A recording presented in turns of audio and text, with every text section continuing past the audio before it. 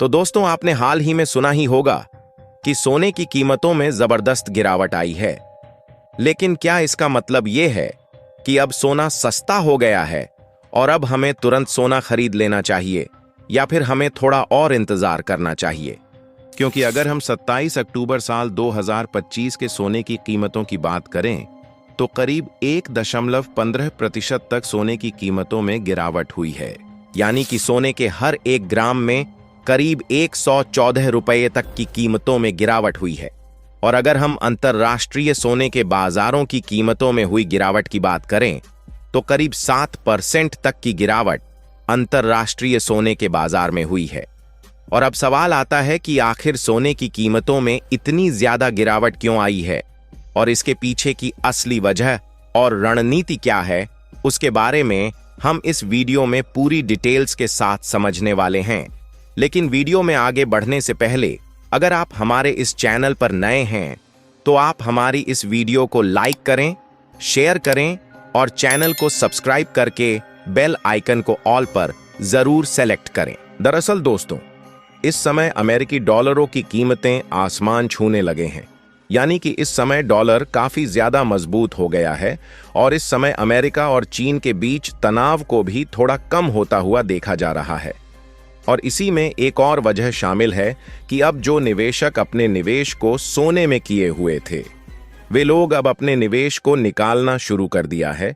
और अगर हम तीसरी वजह की बात करें तो अब भारत में त्योहारों का सीजन खत्म होने के बाद अब सोने की मांग थोड़ी ठंडी पड़ चुकी है।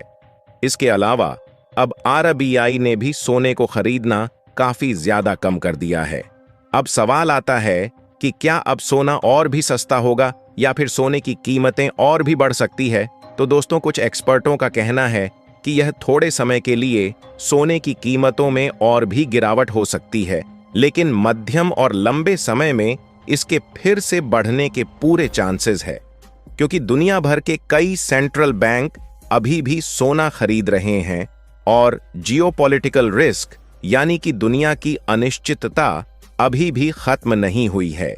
और अगर हम सोने के निवेश की सलाह के बारे में बात करें तो अगर आपके पास पहले से ही सोना मौजूद है तो घबराकर बेचने की गलती बिल्कुल भी मत करना, क्योंकि यह सोने की गिरावट अस्थायी हो सकती है और आप अब थोड़ा इंतजार करें। और अगर आप एक निवेशक हो तो SIP यानी कि छोटी छोटी किस्तों में निवेश करना शुरू कर दें। इससे आप अपने रिस्क को बांट पाओगे और औसत प्राइस पर एंट्री मिलेगी।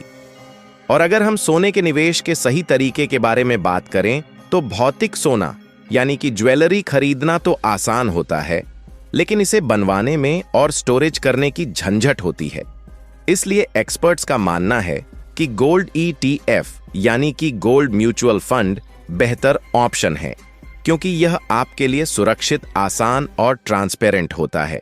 तो दोस्तों, अगर आप सोने में निवेश करने की सोच रहे हैं तो घबराइए मत, बस समझदारी से कदम उठाइए और धीरे धीरे SIP से निवेश करें और लंबी अवधि पर ध्यान दें, क्योंकि याद रखिए, सोना के गिरने पर ही असली मौका बनता है।